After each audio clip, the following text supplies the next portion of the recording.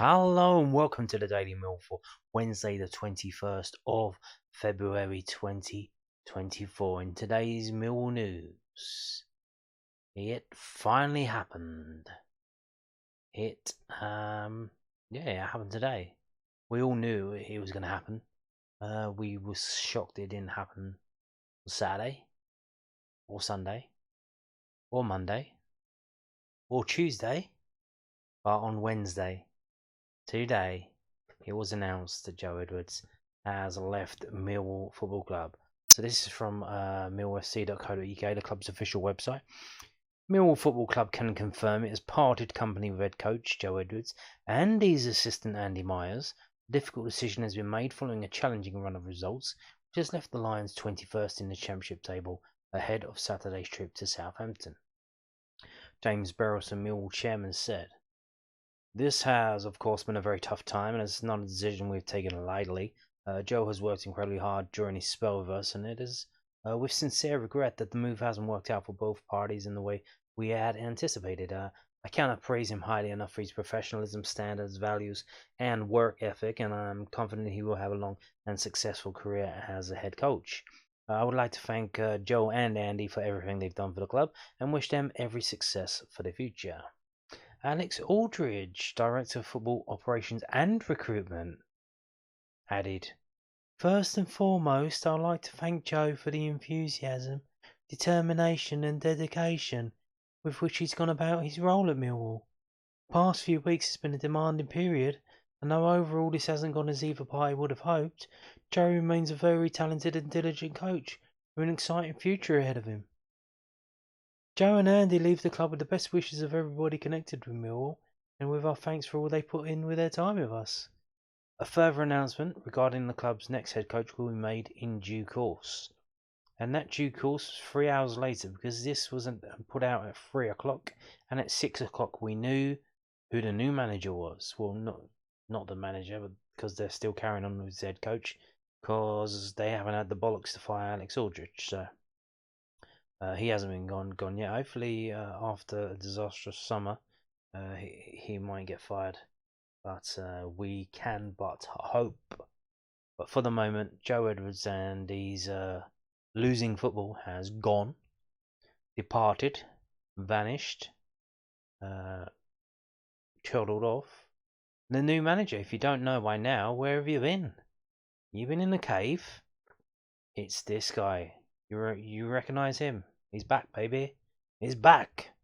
Millwall confirmed Neil Harris as new head coach. millfc.co.uk, club's official website. Millwall Football Club is delighted to announce that Neil Harris has become the Lions' new manager. The 46-year-old joins on a contract until June 2025 with Dave Livermore. They're both back. The boys are back in town, who alongside Alan Barrett will become assistant head coach. Harris most recently managed the Lions between 2015 and 2019, steering the club to consecutive Sky Bet League One playoff finals, winning the second against Bradford City in 2017 before establishing Millwall in the Championship, narrowly missing out on the top six finish in the first season back in the second tier. During his playing career, Harris became the Lions' record goal scorer, finding the net 138 times. Millwall chairman James Berylson said, "I'd like to start by thanking Neil for taking on this challenge, which is one I know he's very excited and enthusiastic about.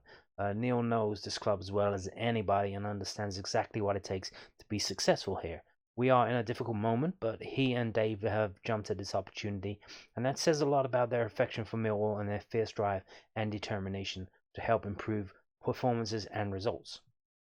I look forward to working closely with Neil and Dave and continue to do so with Adam, and promise that all of our total support for the weeks and months ahead."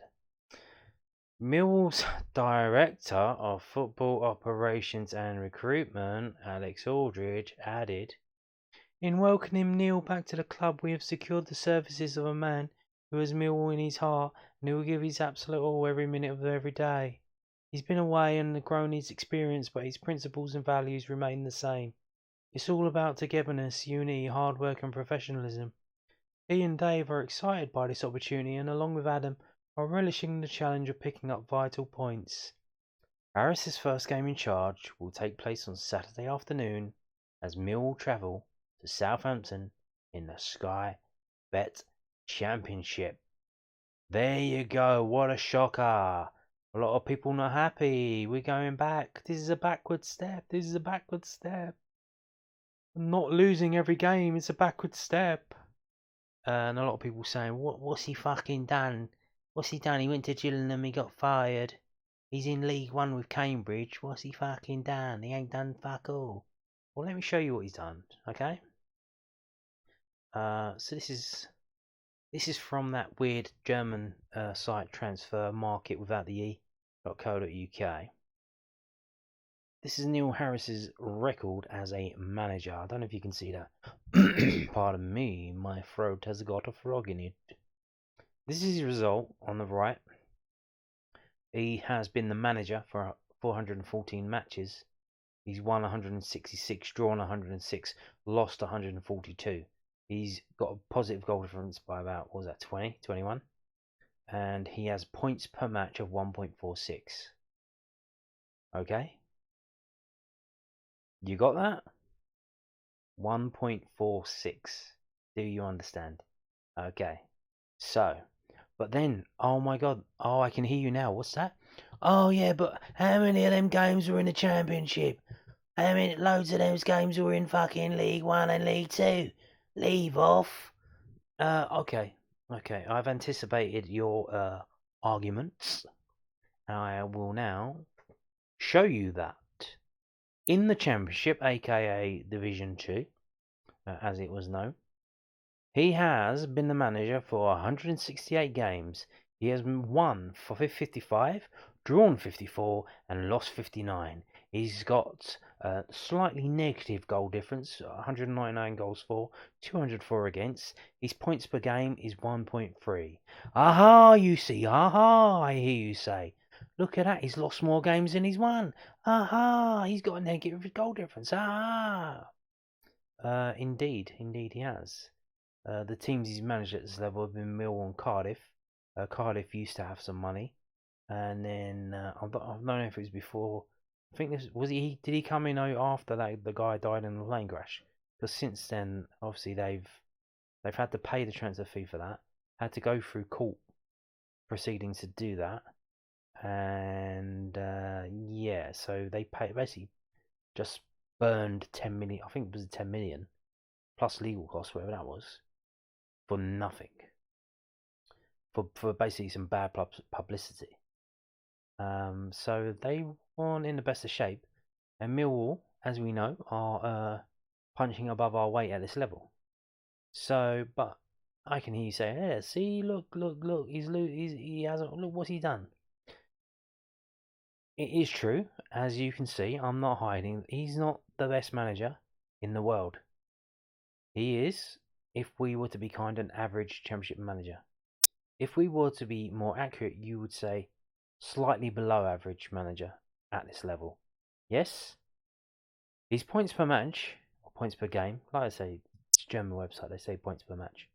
His points per game is 1.3. Okay? That is a hell of a fucking lot better than Mr. Joe Edwards. Oh, but the players. Oh, he didn't have the right players. Oh. He's had 18 matches. He's won 4, drawn 4, lost 10. His points per match is 0.89. If we carry on with 0.89, we get relegated. That's a fact. Do you understand? Now, we have 13 games left. Do the math. 13 times 1.3. Add that to the 33 points we have already got. What number does that produce? Shall I give you a minute to get your calculator and do that? 1.3 times 13 plus 33 equals, answers in the comments below, 50. The magic 50, the 50, the safety lock point, the mark we need to get to every year to stay in this division, 50. So if, and this is a thing that you see all the time in stock market ads and stuff, past performance does not indicate future growth, whatever they say. This is Neil Harris's past performance in the Championship. Last time was 2020-21. That was the last season he was here. Is it a different league since then? Yes, it is, because the FFP rules have kicked in, which meant the smaller teams have kind of shrunk. The teams that come down from the Premier League have a bigger advantage because of that. And that difference grows and grows and grows all the time, even if it's slightly.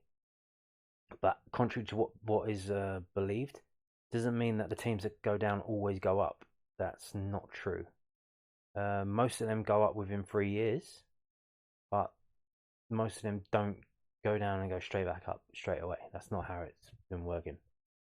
But if Neil Harris does for us this season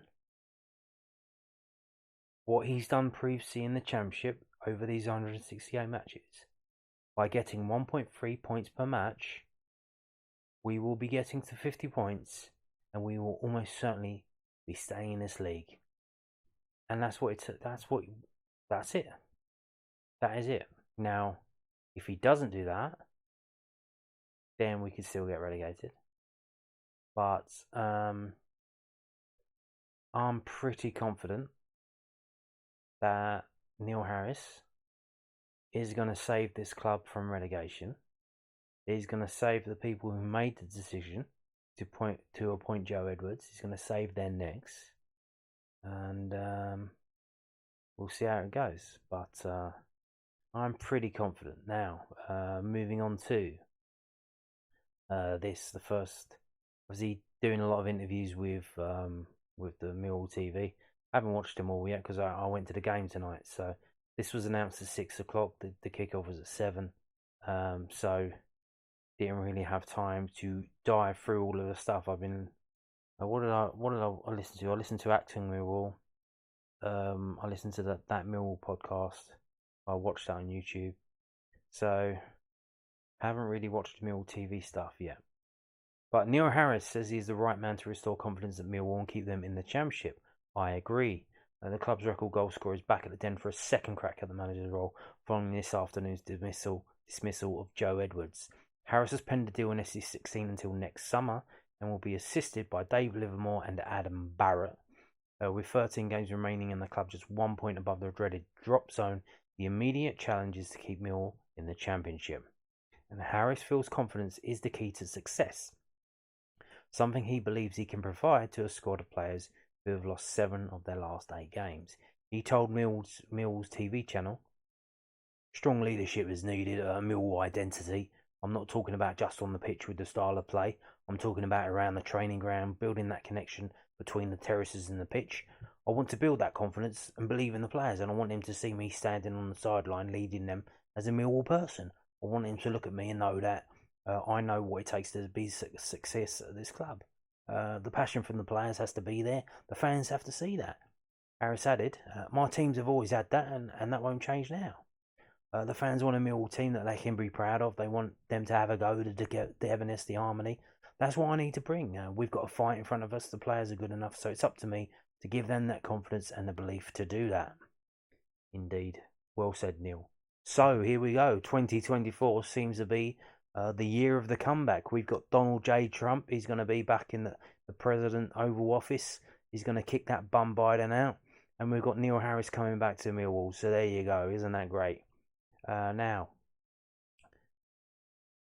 almost as if by magic and kind of a symbolic moment in today at the Den, as Neil Harris returns, as the Chelsea golden boy Joe Edwards departs with his tail between his legs, Millwall's under-18s beat Chelsea in the FA Youth Cup. Have that. This is from millfc.co.uk. I was there for the game.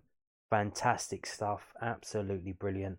I didn't think much of Chelsea. They were fucking dog shit, to be honest with you. Yeah, they didn't. And as well, like talking about that passing game. I know they're only the under-18s. They weren't playing a passing game. They were playing a kind of game. It must have a name because I've seen a few teams do this. Watford did it the other season, where the defence passes into midfield and then one of them gets on the ball and just dribble straight at the goal, and then they lose the ball or get tackled or they just shoot wide or something. They want ping pong, ping pong, ping pong, ping passing the ball around. So I don't know what the fuck you're talking about. How Chelsea play. Like they weren't doing that. Anyway, let's get in it. So Millwall under-18s defeated Chelsea 4-2 on penalty kicks after a 1-1 draw after extra time at the Den in the FA Youth Cup quarter-finals on Wednesday night.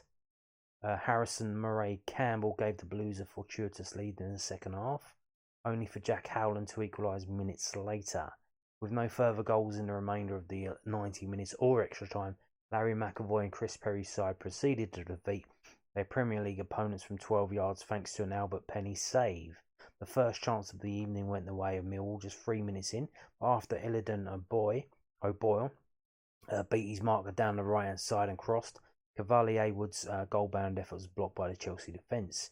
It was the Lions that were continuing to force the issue against their lofty opponents, and with 18 minutes played, Hayward's skill set up the chance for George Bowman to cross, but it was too long for the awaiting Elias Mansour at the back post. Chelsea's first attempt of the night, meanwhile, came at the halfway point of the first half, with Reece Russell-Denny's strike initially spilled by Albert Penny before Jimmy J. Morgan was ruled to be offside with the follow-up. You can tell they're Chelsea. They've all got fucking double-barrel names. Jack Howland's effort was then deflected as Millwall remained in control of the attacking play, and just before the half-hour mark, the Lions robbed the visitors of possession on the edge of their own penalty area, but O'Boyle opted to try and find Hayward inside the box. Instead of perhaps the better option in shooting as the ball was cleared away, a trio of Millwall attempts from the corner kick moments later got the crowd off their feet as an attack eventually fizzled out, with Alfie Massey striking wide.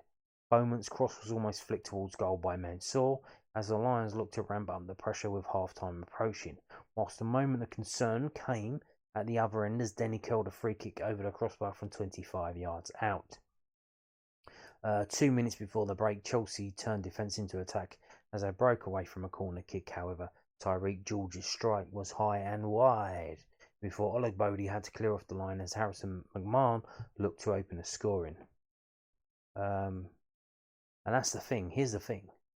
Millwall were by far the better team in that first half, but we still had to clear the ball off the line twice. But yeah, I mean, Hayward blazed over as the second half got underway, whilst a big chance of 58 minutes saw Howland cross towards the back post. Mansour was waiting for a tap-in, but Hayward's stretch took the ball out of the right-back's path into a position from which Chelsea could scramble away. Howland had to clear off the line as the visitors looked to threaten on the hour mark, before the winger looked to assist Hayward at the other end minutes later. The striker's first-time effort rolling into the arms of Chelsea goalkeeper Max Merrick, however. There were 66 minutes played, though, when the deadlock was broken by Chelsea as Murray Campbell bundled home at the back post from a corner. Yeah, very scrappy goal. 5 minutes later, however, Millwall were level as Howland took advantage of some slack Chelsea defending to ghost in and calmly slot past Merrick for the equaliser. George weaved his way through the Millwall backline as the final 15 minutes got underway, only to find the brick wall Penny stopping his effort, with Oleg Bodie then running down the left and crossing into the side netting as the 90-minute mark neared. In 8 minutes of stoppage time, Frankie Machiocchia's lofted pass looked for substitute Sheldon Kendall at the back post, but his volley was saved by Merrick. A golden opportunity then dropped at the feet of O'Boyle as he took Hayward's pass in his stride, but with mere seconds remaining, the strike was denied by the stopper. Chelsea goalkeeper Murray Campbell then had to nod off the line in the final action of the 90-plus minutes. So that must be that lad there, because I didn't really know who that was. At number 9, the one in front, Mill player. So that must be O'Boyle, because he had 2 very good chances. He's a big lad. He must be 17, or maybe he's 18 by now. He got himself in some pretty decent positions. That shot, he got through one-on-one a goalkeeper, went to put it through his legs. I think he just got a little bit under it, and I think it hit the goalkeeper's taint.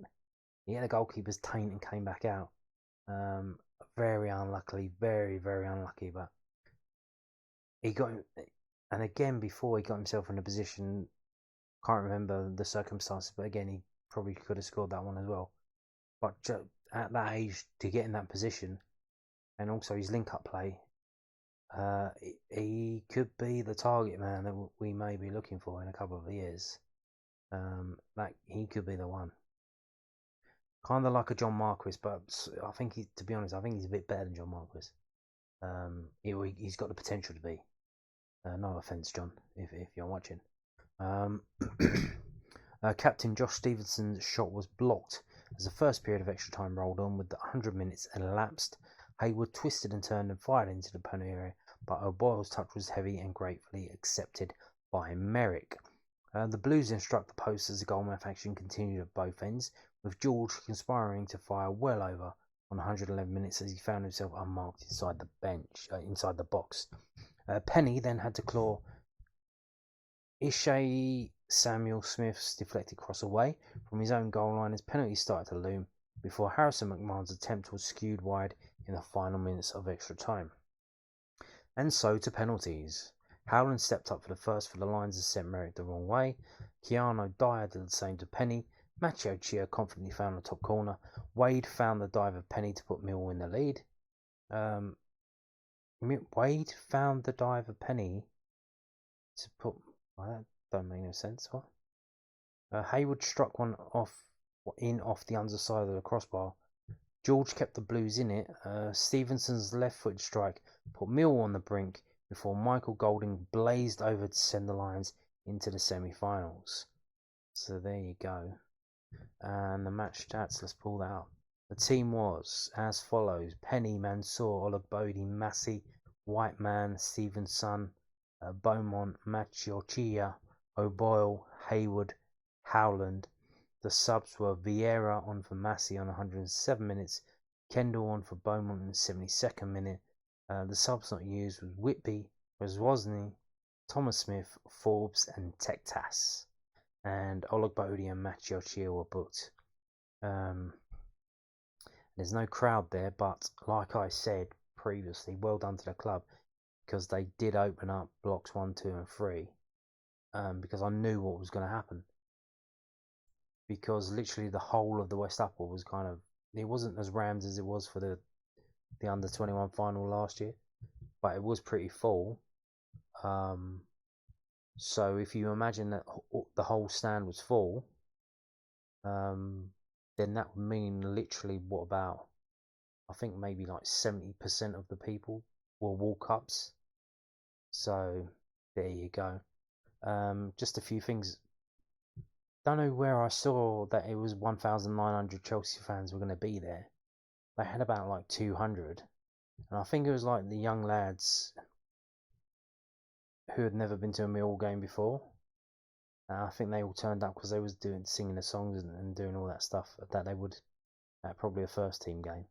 And after the game as well, there's a police helicopter. I think maybe it was for some stabbing around the corner. You never know in the area in Sadiq Khan's London, do you? But I think it might have been for the football game, like after the Chelsea fans going to the station. I don't know what's going on there. But yeah, all in all, fantastic stuff. Fantastic stuff. A real Millwall performance that we haven't seen in many years from the first team. And this is why I like going to these games. I like going to the under 18s. I like going to the under 21s, especially this game, the under 18s, because really the only game you can go and watch them is the FA Cup, and cup football is absolutely fucking fantastic, especially at this level where it's kind of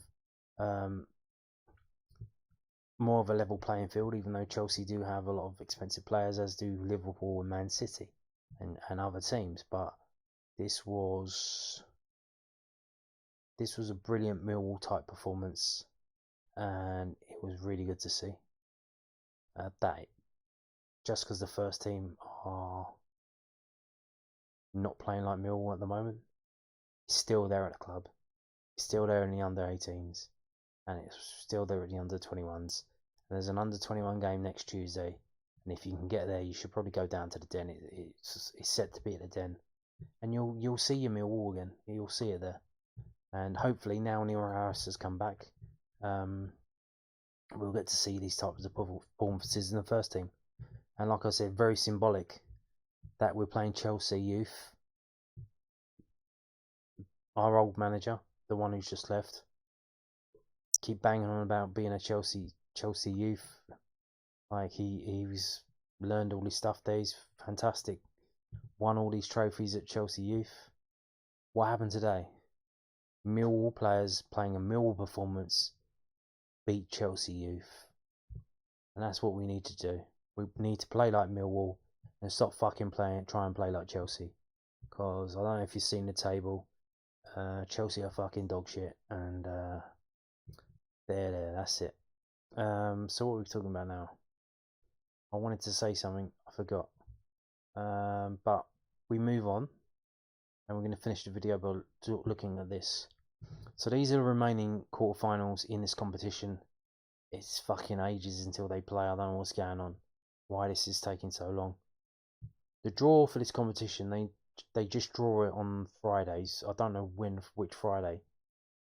We're not going to have to wait until that last game. I think it's either going to be this Friday or next Friday they'll do the draw. And can you imagine if we get a home? Look at the teams here.